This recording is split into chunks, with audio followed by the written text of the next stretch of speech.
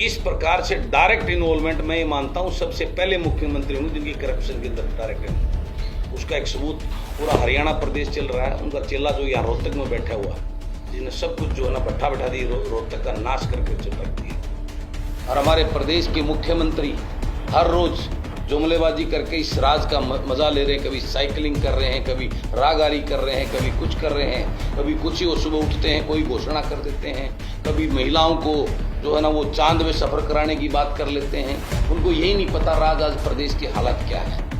ऊपर से लेकर नीचे तक सिर्फ इस प्रदेश को लूटने पर लगा है। ये अब तक की सबसे फेलियर सरकार मैं इसको कहूँगा। और ये माननीय मनोहर लाल जो मुख्यमंत्री जी राजा जी, वो अब तक के सबसे जो मैं ये कहूँगा दिशाहीन मुख्यमंत्री अब तक के साबित हुए। अब आने वाले लोग इंतजार कर रहे हैं कब चुनाव आए और कब इस ठगबंधन की लूट और झूठ की भाजपा और जजपा की सरकार को लोग इसकी जमानत जब्त करने का काम करें। भारत माँ के उस सपूत जिन्होंने अपना बलिदान देकर इस देश को आज़ाद कराया था, आज वो ऊपर बैठा इस दशा को देखकर शायद वो भी बहुत परेशान होगा और उसकी आंखों में आंसू होंगे। इसी सारी हालातों को देखते हुए हमने एक ऐसा लोगों का एक समूह पहले एक मंच बनाया, जन सेवक मंच, जो इस देश और प्रदेश को आगे बढ़ाने की और जन सेवा की सोच रखने वाले लोगों का एक मंच तैयार किया, जो इस प्रदेश के युवा के लिए, किसान और दलित कमजोर के लिए, कमेरा वर्ग के लिए जन सेवा के सोच के साथ राजनीति प्लेटफार्म इस प्रदेश के किसान मजदूर गरीब के बेटे को ऐसा प्लेटफार्म मुहैया करेगा कि वो इस प्रदेश को बचाने के लिए काम करें। उसी मुहिम को आगे बढ़ाते हुए आज हमने शहीद आजम भगत सिंह की उनकी जयंती पर उनको नमन करते हुए आज प्रदेश में जन सेवा की सोच रखने वाले और उस गरीब किसान मजदूर के घर में पैदा हुए पढ़े लिखे युवाओं को राजनीति में आगे प्रेरित कर इस राजनीतिक प्लेटफार्म मुहैया कराने के लिए अपनी युवा टीम का गठन करने की आज घोषणा करने का हमने निर्णय लिया। और उसके लिए हमने पूरे अपनी टीम के साथ विचार विमर्श करके एक ऐसा पढ़ा लिखा और ऊर्जावान हमारा एक भाई एडवोकेट रजनीश शर्मा को हमने प्रदेश का युवा मोर्चा का अध्यक्ष बनाने का निर्णय लिया और उसकी हम आज विधिवत रूप से घोषणा करते हैं। और उनके साथ में उनके सहयोगी के रूप में उनके साथ कंधा से कंधा मिलाकर इस टीम का पूरे हरियाणा प्रदेश में विस्तार करेंगे। जिला स्तर पर, विधानसभा स्तर पर और ब्लॉक स्तर पर उनके सहयोगी के रूप में हम अनुराग खटकड़, जो जींद से अभी तक हम मंच में उनको जिले जींद की जिम्मेवारी थी जिला अध्यक्ष के रूप में, हमको उनका अब उपाध्यक्ष नियुक्त करने की घोषणा करते हैं अनुराग ठाकुर को। और ये अपने पूरे प्रदेश के जिला स्तर की आगे टीम गठित करेंगे। और 1 नवंबर की जो हमने जींद की रैली रखी है, जिसमें अपना पार्टी का पूरा मैनिफेस्टो हम जारी करेंगे और लोगों को बताएंगे कि ये पार्टी हमने क्यों बनाई, किस वजह से हमें ये पार्टी बनाने की ज़रूरत महसूस की, क्या एजेंडा लेकर, क्या रोड मैप लेकर इस आज जो हरियाणा प्रदेश की व्यवस्था है। मैं आपके सामने 2-4 चीज़ें बताना चाहता हूँ कि आज ये मुद्दा लगभग 10 दिन के करीब हो गए, पानीपत का मुद्दा। आज पूरा देश और ये कहता हूँ पूरा वर्ल्ड इस बात को, इस कांड को देखकर परेशान होगा और हरियाणा के प्रति एक अलग सोच रहेगा। 4 महिलाओं का, जिसमें एक बीमार महिला और एक महिला का जो है उसी दौरान उस सामूहिक बलात्कार में उसकी मृत्यु होना, ये कितना भयानक जो है रूप दिखाने का काम करता है, जिसका आज तक कोई अता पता नहीं। ये व्यवस्था आज हमारे हरियाणा प्रदेश में कानून व्यवस्था बन गई है और हमारे प्रदेश के मुख्यमंत्री हर रोज़ जुमलेबाजी करके इस राज का मज़ा ले रहे हैं। कभी साइकिलिंग कर रहे हैं, कभी रागारी कर रहे हैं, कभी कुछ कर रहे हैं, कभी कुछ ही वो सुबह उठते हैं कोई घोषणा कर देते हैं, कभी महिलाओं को जो है ना वो चांद में सफ़र कराने की बात कर लेते हैं। उनको यही नहीं पता राज आज प्रदेश की हालत क्या है। उसके साथ आप देखे होंगे कि आज की बड़ी मेन आपके अखबारों की खबर है, जिसके अंदर महंगाई और रिश्वत का पूरा डेटा आज ये दिया हुआ है कि आज हर विभाग के अंदर जो भ्रष्टाचार खुल के, और पुलिस और रेवेन्यू राजस्व विभाग में तो खुल के पहले गोलमोल बातें की थी, आज तो खुल के बात करते कितने दाम लगेंगे। ये व्यवस्था आज के आपके जो है ना मेन अखबारों की खबर है, मेन उसकी जो आप आज खुद बोलते हैं। और इसका जो डेटा दिया है वो बड़े बड़े अधिकारियों के द्वारा ये डेटा उपलब्ध कराया जा रहा है। तो कैसे दौर से आज मेरा प्रदेश गुजर रहा है, ये आपके समक्ष इस प्रदेश को बताने के लिए आपके माध्यम से आज प्रदेश के क्या हालात हो गए हैं। प्रदेश आज हर तरफ से बेरोजगारी के अंदर है। रोज मुख्यमंत्री दावे करते हैं, आज हालात ये हो गए हैं कि बाहर के लोगों में HPSC में बिठाकर ऐसे हालात कर दिए हैं कि आज मेरे हरियाणा प्रदेश के अंदर ऐसी उसके अंदर कंडीशनें डाल के HPSC में क्लास 1 की जो 100 पोस्टों के लिए मात्र 61 बच्चों का जो है ना वो इंटरव्यू के लिए बुलाना कितने बड़े शर्म की और बात है, और कितना बड़ा एक धोखा इस प्रदेश के युवाओं के साथ करने का काम कर रही है सरकार। इस सरकार की असलियत को उजागर करने का काम है। और उसमें भी जो 61 जो लड़के पास हुए हैं वो मात्र 2 सीरीज के रोल नंबर्स हैं। वो 1500 और 1900 जो सीरीज है उस सीरीज के रोल नंबर्स के वो सारे बच्चे पास गए। इससे कितना बड़ा इसमें कितना बड़ा स्कैंडल और कितना बड़ा खेल ये सरकार खेल रही है, वो इससे उजागर होने का काम ये कर रही है। आज प्रदेश का हर वर्ग आज इतनी बुरी तरह से परेशान और पीड़ित है, लेकिन इस सरकार को जू तक नहीं रज रही। ये बड़े दुर्भाग्य की बात है। आज इस बात को देखकर आज प्रदेश का हर वर्ग पीड़ित और परेशान है। इसके आगे मैं आपको बताता हूँ, पिछले दिनों आपने एक लाखन माजरा कांड की देखे होगी, जिसको हमने सड़कों पर भी बैठे थे और उसमें आपने लाइव चला था। मैं वहाँ मौजूद था और वहाँ ASP जो बहुत ईमानदार और बड़ी बड़ी बात कर रही थी, उस मीडिया के सामने ओपनली इस बात को एक्सेप्ट कर रही थी कि SHO ने अपनी कार्रवाई के अंदर बहुत बड़ी कोताही की है। उस SHO को वहाँ से लाइन हाजिर करके उस पर कड़ी कार्रवाई करने की SP साहब के द्वारा, ASP के द्वारा एक बड़ा आश्वासन मुझे भी दिया गया था और गांव के लोगों को भी दिया गया था और पूरे मीडिया के सामने दिया गया था। और आज मुझे कहते हुए दुर्भाग्य, मुझे दर्द हो रहा है, दुख हो रहा है इस बात का कि आज 15 दिन बीत जाने के बाद उसी SHO को दोबारा लाखन माजरा उस थाने में लगाने का इस सरकार ने काम किया। और जब गांव के लोग और गांव का सरपंच SP रोहतक से जाके मिले कि ये आपने क्या किया इसका उधर, तो उस SHO उसको सरपंच को, लाखन माजरा के सरपंच को अपने रूम से बाहर धक्के मार के बाहर निकलवाने का काम SP साहब ने किया। क्या ये हो रहा है? इस प्रदेश के अंदर जंगल राज आज हो चुका है। प्रदेश का आज पुलिस के ऊपर से प्रदेश का विश्वास उठ गया है। आए दिनों नाजायज जो छोटी छोटी कंप्लेंट होती हैं, जो आप उसमें लोगों को हराश और परेशान किया जा रहा है, लेकिन वास्तव में जो सीरियस मुद्दे हो रहे हैं वहाँ पुलिस हाथ पे हाथ धर के बैठी है। ये हालात आज के दिन में जो है प्रदेश के अंदर जंगल राज जैसी स्थिति हो गई है।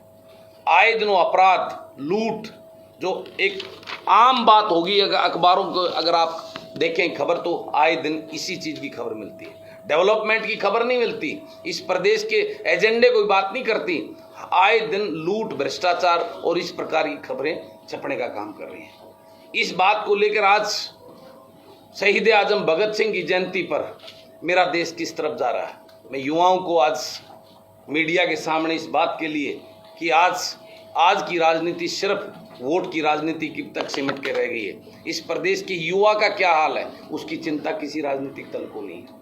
इस बात की व्यथा को लेकर मैंने आज ये टीम बनाने की घोषणा की है और हमने आज शहीद आजम भगत सिंह के सामने एक संकल्प लेकर इस प्रदेश को बचाने की हम सौगंध खाते हैं। ये उनको सच्ची श्रद्धांजलि होगी हमारे उस हीरो के लिए जिसने एक सपना देखा था एक ऐसे हिंदुस्तान का, ऐसे हरियाणा प्रदेश के जो उसके राज्य हों। हम उसको उसकी सोच के अनुसार इस प्रदेश को बनाएंगे, अपने युवाओं को शुद्ध बुद्ध लेकर उनको खुशहाल बनाएंगे, किसान और मजदूर कमेरा वर्ग को आगे बढ़ाने का काम करेंगे। यही आज संकल्प आज हम शहीद आजम भगत सिंह की जयंती पर उनके सामने लेते हैं और यही आज एक हमारा उद्देश्य था।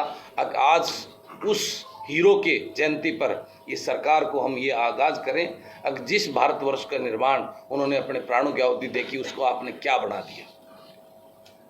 पुलिस पे कंट्रोल क्यों नहीं है, क्या वजह लग रही है आपको? क्या पुलिस नाकाम हो चुकी है फिर सरकार की तरफ से? देखिए, ये भाजपा और जजपा के गठबंधन की सरकार आज इस प्रदेश का ऊपर से लेकर नीचे तक सिर्फ इस प्रदेश को लूटने पे लगा है। ये अब तक की सबसे फेलियर सरकार मैं इसको कहूँगा।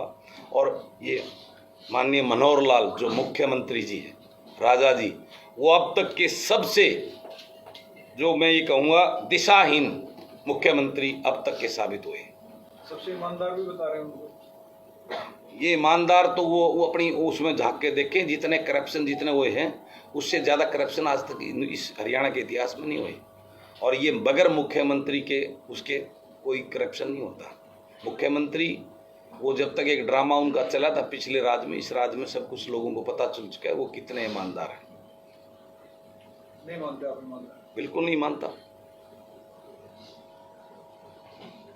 इस प्रकार से डायरेक्ट इन्वॉल्वमेंट मैं मानता हूं सबसे पहले मुख्यमंत्री होंगे जिनकी करप्शन के अंदर डायरेक्ट इन्वॉल्वमेंट। उसका एक सबूत पूरा हरियाणा प्रदेश चल रहा है। उनका चेला जो यहाँ रोहतक में बैठा हुआ है, जिसने सब कुछ जो है ना भट्ठा बैठा दी, रोहतक का नाश करके चटक दिया, जो अमृत योजना के नाम पर और क्या क्या चीज़ें नहीं, कच्ची कॉलोनियाँ जो आज पूरे हरियाणा रोहतक के अंदर जो है सारा हरियाणा सब कुछ चला लिया बगैर उनकी शय के। सब कुछ डायरेक्ट इन्वॉल्व है, मिलजुल के सारा खेल खेला जा रहा है। इस प्रदेश के अंदर लूट, भ्रष्टाचार, करप्शन सब में अंदर। आज उन्होंने मुझे एक बताइए कि एक हर रोज सिर्फ पोर्टल के नाम पर जो ना खेल किया जा रहा है, हर महीने कोई ना कोई नया पोर्टल लॉन्च कर देते हैं सुबह वो करके, और बस उसी में खुश वाहवाही लूटने वाले लोगों चारों तरफ जो उनको सच्चाई बताने वाले लोगों को उनको धमकाते हैं, कभी तलवार दिखाते हैं, कभी और कुछ दिखाते हैं। सच्चाई बताने वाले लोग इनके इर्द गिर्द रहते ही नहीं, जो इनको जो ना इनको बड़ी बड़ी इनकी जय जयकार करते हैं, इनकी वाहवाही करते हैं, अपने चारों तरफ ऐसे लोगों की फौज को रखते हैं। एक रोहतक के एमपी ने भी मुद्दा उठाया था, बाद में फिर तो बेचारे सब सरेंडर कर गए ना। उस एमपी ने कितना बड़ा मुद्दा क्या क्या उठाया था, लेकिन हुआ क्या ना, ये सब जानते हैं आज पर। इसलिए अब आने वाले लोग इंतजार कर रहे हैं कब चुनाव आए और कब इस ठगबंधन की लूट और झूठ की भाजपा और जजपा की सरकार को लोग इसकी जमानत जब्त करने का काम करेंगे। आपने चुनाव का जिक्र किया, तो आप अपनी पार्टी लड़ेंगे या गठबंधन? मैं अपनी पार्टी बनाई है। पार्टी से ऐसे युवा ईमानदार चेहरों को जो किसान मजदूर के बेटे हों उनको चुनाव लड़ाएंगे और राजनीति में एक नया प्लेटफार्म जो कभी आज तक ईमानदार और उस मजदूर किसान कमेरा वर्ग के युवाओं को नहीं मिलता था, क्योंकि ये पार्टियां और ये दल नेता अपने चाटुकार और अपने गुलामों को ही टिकट देते थे। अब की बार एक ईमानदार ऐसे एनर्जेटिक युवाओं को हम एक राजनीतिक प्लेटफार्म हम देने जा रहे हैं और वो उसका बेटे उस विधानसभा और लोकसभा में जाएंगे जो सिर्फ इस प्रदेश को आगे बढ़ाने का काम करेंगे। आज राजनीतिक दलों में सिवाय अपने बेटों को गद्दी में बिठाने के अलावा उनको इस प्रदेश के युवा की, इस प्रदेश के किसान मजदूर के बेटों की कोई चिंता नहीं है। वो राजनीतिक लोग वो सिर्फ अपने बेटों को गद्दी पर बिठाने के लिए इसमें शोषण कर रहे हैं। तो उस प्रकार का खेल बंद होगा। आज का युवा पूरी तरह इन राजनीतिक दलों से इनका विश्वास उठ चुका है। जिस प्रकार से ये शोषण कर रहे हैं, अब ये चीज़ नहीं चलेगी। इन राजघरानों की लूट और झूठ की दुकान को बंद करने का हमने संकल्प लिया है। क्या लोकसभा में भी पार्टी अभी देखेंगे, अगर हमें कोई अच्छा मजबूत कोई ऐसा चेहरा कोई मिलता है तो हम जरूर उसके बारे में विचार करेंगे, लेकिन अभी लोकसभा पे हमारा ज़्यादा फोकस नहीं है। उसके लिए हम संगठन तैयार करके हमारा मेन फोकस विधानसभा के ऊपर है। 90 की 90 सीटों पर चुनाव लड़ेंगे आप? देखिए, मुझे अगर 10 अच्छे ईमानदार युवा चेहरे मिलते हैं तो 10 पे लड़ेंगे, 50 मिलते हैं तो 50 पे लड़ेंगे, 70 मिलते हैं तो 70 पे लड़ेंगे और 90 मिलते हैं तो 90 पे लड़ेंगे। लेकिन ऐसे टिकट बगाएंगे नहीं वो किसी के हाथ में कोई भी आके ले जाए। हम उसकी पूरी जांच परख करके लोगों से पूरा उसका बायोडाटा लेके जिसको लोग चाहेंगे, जो लोगों का उम्मीदवार होगा, ऐसे युवाओं को हम अपना प्रतिनिधि बनाकर अपने टिकट देने का काम करेंगे। 1 तारीख को कोई बड़े चेहरे भी आएंगे रैली है जिस तरह से रखी हुई है? हम ही बड़े चेहरों को छोड़कर इस समाज के किसान मजदूर के बेटों को बड़ा चेहरा बनाने का काम करेंगे। जब हरियाणा का जो नई पार्टियों का इतिहास सफलता का बहुत कम रहा, चाहे हरीफा की बात हो या फिर हंसका बनाई हो, तो आपकी जो नई पार्टी है वो तो बड़े राजनीतिक घराने थे, वो भी सक्सेस नहीं हो पाई, ये कोई रिस्क नहीं लग रहा? देखिए, बिल्कुल आपका सवाल बंधु बहुत ही जेन्युइन है। बहुत सारी पार्टियां बनी, लेकिन वो जो पार्टी बनाई उन राजकुमारों ने, वो राजा बनने के लिए कमाई। बलराज कुंडू ने जो ये पार्टी बनाई है वो इस प्रदेश को बचाने के लिए बनाई है। इस प्रदेश के युवाओं, किसान मजदूर के बेटों को वो राजनीतिक प्लेटफार्म देने के लिए बनाई है, ताकि वो युवा जब आगे आएंगे तब वो प्रदेश के अंदर, विधानसभा के अंदर वो कानून बनेंगे जिससे युवाओं को रोजगार मिलेगा, वो कानून बनेंगे जिससे किसान को खुशहाल किया जाएगा। उस विधानसभा में तब कानून बनेंगे जब गरीब किसान मजदूर के बेटे वहाँ जाएंगे, तभी ये मेरा प्रदेश खुशहाल होगा और ये लूट और झूठ की राजघरानों की, उन गुलामों की दुकानों को बंद करने का काम करेंगे। एक नई पार्टी बनी थी चुनाव से पहले, उन्होंने भी युवाओं की बात की थी कि रोजगार में 75% आरक्षण लेंगे। देखिए, सामने है जिस राजकुमारों की आप बात कर रहे हो उनका तो पहले से ही पता था। वो हजारों करोड़ के महलों में रहते थे, उनके बाप दादा ने कौन सा बिजनेस किया था, मैं तो पहले से भी ये सवाल करता रहा। वो लोगों को दिखे नहीं, वो हमारे युवाओं को जो है ना इनको बहका के, एक उनके वो राजकुमार अनपढ़ जो कभी स्कूल कॉलेज में नहीं गए, इन का राष्ट्रीय दोष हो गए। हमारे यूनिवर्सिटी और कॉलेजेस में जाकर इन युवाओं को उन्होंने बड़े बड़े सपने, क्योंकि आज बेरोजगारी में हमारा युवा इतना दलदल में घुस गया, उसको छोटा सा एक वो कहना कि मैं तुझे नौकरी दूंगा, वो नौकरी के लिए उनके बहकावे में आते चले गए। लेकिन अब उनकी सच्चाई आ चुकी है। वो राजकुमार जो भाजपा को जमुना पार भेजे, उनका तो इतिहास ही भाजपा के साथ रहा है। उनके पुराने इतिहास उठा के देख लियो, हमेशा वो भाजपा के सहयोगी रहे हैं।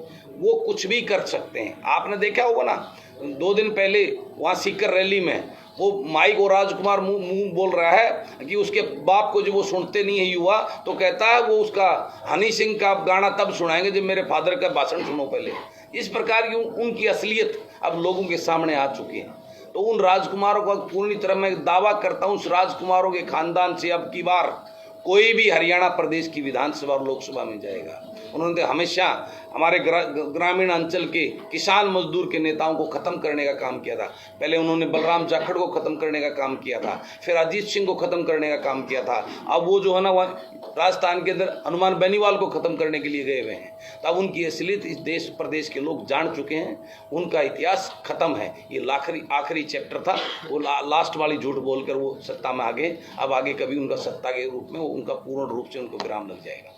अभी राजस्थान में भी वही नारा गया, आया सीएम आया सीएम। राजस्थान में वो राजस्थान के लोग जो है ना वो समझदार हैं, और मैं भी जाऊंगा राजस्थान में, जो है ना मेरा भी प्लानिंग है, मैं पूरा प्रचार करने जाऊंगा। आप देखेंगे उनका जो है ना, उनको सीएम नहीं, उनको तो पीएम बना के वहाँ से भेजेंगे राजस्थान के लोगों की बार। उनका परमानेंट इलाज करेंगे, ये मैं वादा करता हूँ आपसे इस बार। हनुमान बेनीवाल से इनको क्या दिक्कत है? इनको हर किसान मजदूर के बेटे से दिक्कत है।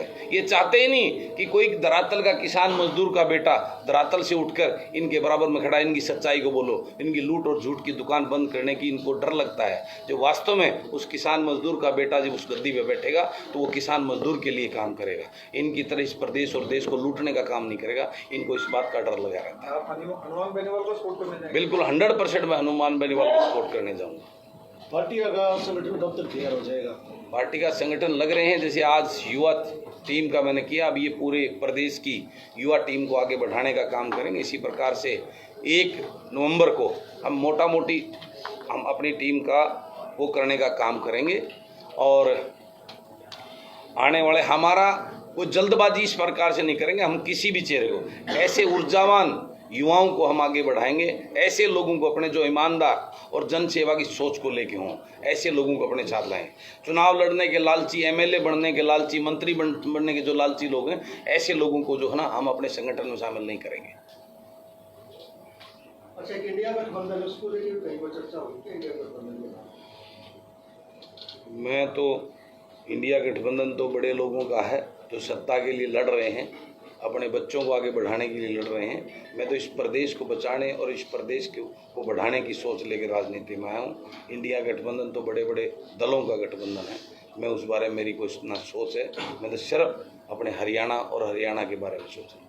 अच्छा, महिलाओं अपने युवाओं की बात की, महिला आरक्षण बिल पास हुआ, चलो लागू तो लेट होगा। देखिए, महिलाओं वो को भी टिकट आपको देंगे? बिल्कुल देंगे, लेकिन वो बिल जिसकी आप बात कर रहे हो वो महज, ये बड़ा दुर्भाग्य है, बगैर कुछ दिए जश्न मनवाना ये भाजपा को आता है।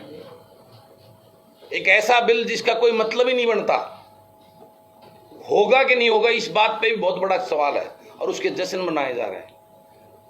और बराबरी की बात करते हैं, महिला सशक्तिकरण की बात की जाती है, तो महिला तो 48.8% है, तो आधा आधा होना चाहिए था आरक्षण की बात करें। और फिर अभी होना चाहिए था 2024 के चुनाव के अंदर। कब परिसीमन होगा? परिसीमन तो 31 में 31 में होना है, होगा नहीं होगा वो सरकारों करनी पड़ रही है। तो किस महिला आरक्षण की बात करें? आप तो बुद्धिजीवी, आपको लिखना चाहिए इस बात का। मीडिया एक स्तंभ है, 5वां स्तंभ है लोकतंत्र का, आप इस बारे में छापिए ना। 4था स्तंभ है, ये 2 बना दिए, उसमें भी वो 2 बन गए, वो 4थे कमरे के 5वें पे चले गए आप लोग। एक अलग से स्तंभ हो गया ना गोदी मीडिया वाला, तो वो एक फर्क हो गया है।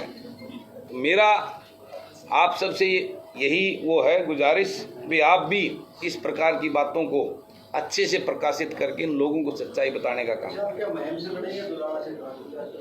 महम से लड़ूंगा जी मैं। महम में मैंने अपना सारा स्ट्रक्चर कर रहा हूँ। कल 4 चक्कियाँ और महम के अंदर मैं चला रहा हूँ, गरीब आदमी को आटे की गेहूँ की सफाई और पिसाई के लिए। तो मेरा कर्मस्थल महम है, महम मेरी जड़ है, वहीं से जो है ना ये पेड़ खड़ा हुआ है, और वहीं इसको और वट वृक्ष का बनाने का काम करेगी महम की जनता। अपने लड़कियों के लिए बसें चलाइए। कॉलेजों में छात्र संघ जो चुनाव है, जो स्टेज पे उसकी काफी साल से नहीं हो रही, जी। एक बार हुए हो भी इंडायरेक्टली जी तो ये नई डिमांड है। बिल्कुल, हमने अपनी छात्र विंग भी खड़ी है। परवीन मलिक उसका जो, ये हमारे युवा हैं जो, इनको हमने उसका प्रदेश का अध्यक्ष बनाया है, और उसकी भी हम पूरे प्रदेश के अंदर छात्र विंग खड़ी करने जा रहे हैं। उसमें ये युवा टीम भी हमारा साथ मिलके काम करेंगी और युवाओं के हक के लिए। और मेरा इसमें ये मानना, ये तो सिर्फ युवाओं को जो ये विंग बनाते आए हैं ये राजकुमार, ये सिर्फ अपनी रैलियां करवाने के लिए, भीड़ जुटाने के लिए अभी तक युवा विंग बनाई है। लेकिन हम युवा विंग जो बनाएंगे, उस युवा विंग में कॉलेज की राजनीति से ऐसे युवाओं को तैयार करेंगे जो राजनीति में आके बड़ी बड़ी लंबे सफर तय करेंगे। आपके सामने, आप मीडिया के साथी बैठे हो, मुझे एक ऐसा चेहरा बता दो जो इन पार्टियों ने उन कॉलेज की राजनीति से निकाल कर उसको आगे बढ़ाने का काम किया। चुनाव नहीं होंगे तो नेचुरली सामने नहीं आ पाएंगे। तो हमारा ये मेन एजेंडा रहेगा कि हम अगर सत्ता के अंदर कहीं आते हैं, हमारी पार्टी आती है, तो युवाओं के लिए ये प्लेटफार्म, हम वादा नहीं, उसको धरातल पे करने का काम करके दिखाएंगे। दुष्यंत जी भी यही बात कहते थे। दुष्यंत जी तो बहुत कुछ कहते थे। वो दुष्यंत का तो, वो तो राजकुमार है, सोने चांदी की चम्मच लेके बाहर निकले। बलराज कुंडू वो जो गांव में पैदा हुआ था और गांव की सरजमी से उठ के आया है, सरकारी स्कूल में पढ़ के आया है, उस बेरोजगारी को और उस युवाओं के दर्द को जानता है, वो राजकुमार नहीं जानता। उन्होंने हमेशा, उनके जो है ना खानदान ने झूठ बोली है, उन्होंने कभी काम क्या किया है? इस प्रदेश को बर्बाद करने का काम किया है।